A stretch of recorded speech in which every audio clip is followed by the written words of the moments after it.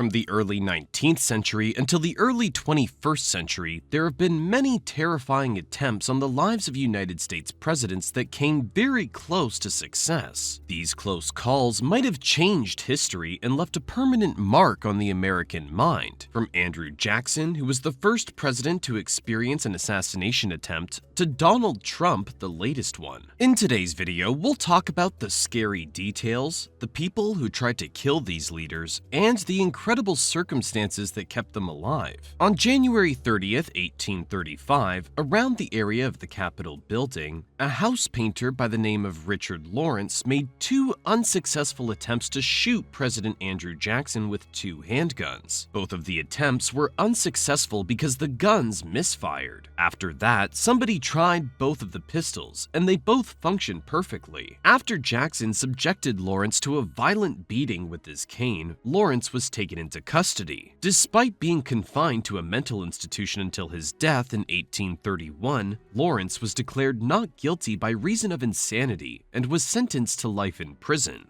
One of the saddest moments in American history was the assassination of Abraham Lincoln at Ford's Theater at the very end of the Civil War, but it wasn't the first attempt on his life. The Baltimore plot was an alleged plan by Confederate sympathizers in Maryland to assassinate President Abraham Lincoln when he was on his way to his inauguration. On February 23, 1861, President-elect Abraham Lincoln went through Baltimore in the midst of threats from the Baltimore plot. The National Detective Agency, which Allan Pinkerton founded, played a significant role in the protection of the president throughout the journey. Lincoln and his advisors took measures to guarantee that he would have a safe journey through Baltimore, despite the fact that academics disagree over whether or not the threat was genuine. In 1909, Porfirio Diaz and William Howard Taft organized the first U.S.-Mexico summit, and the first American president to cross the border into Mexico in El Paso, Texas, and Ciudad Juarez, Chihuahua. Diaz requested a meeting to demonstrate U.S. support for his eighth presidential bid, and President William Howard Taft committed to protect the billions of dollars spent in Mexico. The contentious Chamizal Strip from El Paso to Ciudad Juarez was declared neutral at the meeting, with no flags. However, the summit exposed this territory, causing death threats and other security issues. Texas Rangers, 4,000 U.S. and Mexican military personnel, Secret Service personnel, FBI agents, and marshals were called in to protect citizens. John Hayes Hammond added 250 private security guards. They were commanded by the famous scout Frederick Russell Burnham. On October 16th, the summit day, Burnham and Texas Ranger Private Moore caught 52-year-old Julius Bergerson with a hidden palm pistol in the El Paso Chamber of Commerce building along the procession path. Bergerson was caught and his gun seized by Burnham and Moore just meters away from Taft and Diaz. February 15, 1933. Giuseppe Zangara opened fire on Roosevelt 5 times in Miami, Florida, 17 days prior to his first inauguration as president. Although Zangara's bullets did not strike the incoming president, Anton Cermak of Chicago was severely wounded, along with 4 other individuals. Zangara was put to death in the electric chair on March 20, 1933, after entering a guilty plea to Cermak's murder. Although Zangara's exact target has never been established, most believe that he had been aiming at the incoming president. Another theory contends that Cermak, who had started a campaign against the Chicago outfit and organized crime in general in Chicago, was the real target of the attempt, and Al Capone, convicted at this time, may have given the orders. 2 pro-independence activists from Puerto Rico, Oscar Collazo and Griselio Torresola, tried to kill President Truman at the Blair House on November 1st, 1950. Truman was living there while the White House was being renovated. Secret Service agents and police stopped the attack, which resulted in the deaths of Torresola and Collazo, as well as White House policeman Leslie Kofelt, who shot Torresola to death. President Truman wasn't hurt, but he was in a lot of danger. Collazo was found guilty in a federal hearing and given the death penalty. Collazo was sentenced to death, but Truman changed it to life in jail. The shocking death of John F. Kennedy in 1963 was one of the worst things that ever happened to the American mind. JFK was the last president to be killed while in office, but he wasn't the first or last one to face an attempt on his life. Only a couple years later, Samuel Bick planned to hijack a commercial airliner and crash it into the White House in an attempt to kill President Nixon. Bick believed that this action would draw attention to his grievances against the government. Bick went to Baltimore Washington International Airport, armed with a revolver and a gasoline bomb concealed in a briefcase. He forced his way onto Delta Airlines Flight 523, a DC-9 aircraft preparing for departure to Atlanta. Bick shot and killed a Maryland Aviation Administration police officer, George Neil Ramsburg, who tried to intervene. He also shot and killed the plane's co-pilot, Fred Jones, and wounded the pilot, Reese Lofton. Bick demanded that the plane take off, but because the aircraft was still connected to the jet bridge and the engines were not running, the pilots were unable to comply. Law enforcement officers surrounded the plane, and after a brief standoff, Bick was shot through the aircraft door by an officer. Before officers could enter the plane, Bick committed suicide by shooting himself in the head. President Gerald Ford faced not one, but 2 assassination attempts in the same month. First up, let's talk about September 5, 1975.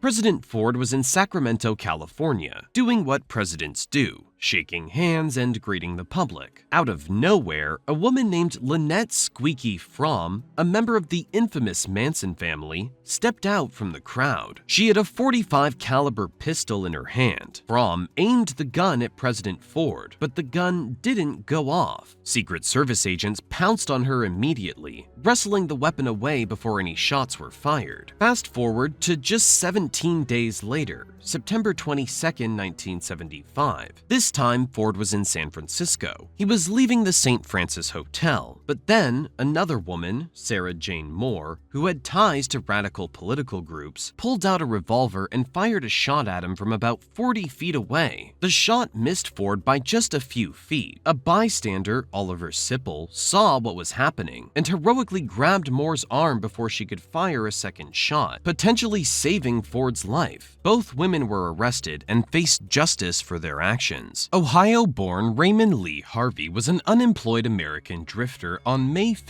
1979. He was arrested by the Secret Service 10 minutes before President Jimmy Carter's speech at the Civic Center Mall in Los Angeles on May 5, 1979 for carrying a starter pistol with blank cartridges. Harvey had a mental disorder, but authorities investigated his claim that he was supposed to be a member of a 4-person operation that was intended to eliminate Carter. It was rumored that Harvey's sole responsibility was to fire his weapon loudly enough to create a distraction while his partner was responsible for completing the mission with a sniper rifle. As a result of a lack of evidence, the charges that were brought against Raymond Lee Harvey were eventually dropped. Bill Clinton survived a couple instances of assassination attempts while he was serving as the President of the United States. The first incident took place in September of 1994, when a truck driver by the name of Frank Eugene attempted to pilot a tiny plane directly into Clinton's bedroom at the White House. However, the jet ended up crashing into one of Andrew Jackson's old magnolia trees instead. In 1996, Clinton also managed to survive a more terrifying confrontation. That year, Clinton was visiting Manila, and Osama bin Laden instructed his agents to put a bomb beneath a bridge that the presidential procession was planned to drive over. A message about the explosives was picked up by agents of the Secret Service just in time, and they redirected Clinton's course so that he would not come into contact with it. Despite the fact that bin Laden's participation in the scheme was discovered almost immediately, officials from the United States chose to remain silent about the matter until several years later. At the time when President George W. Bush was delivering a speech in Freedom Square in Tbilisi, Georgia on May 10, 2005, Vladimir Arutyunian threw a live RGD-5 hand grenade that was manufactured in the Soviet Union towards the stage. Despite the fact that the pin of the grenade was pushed, it did not explode. This was due to the fact that a red tartan handkerchief was firmly wrapped around it, which prevented the safety mechanism from turning off. Following his escape on that day, Arutyunian was taken into custody in July of 2005.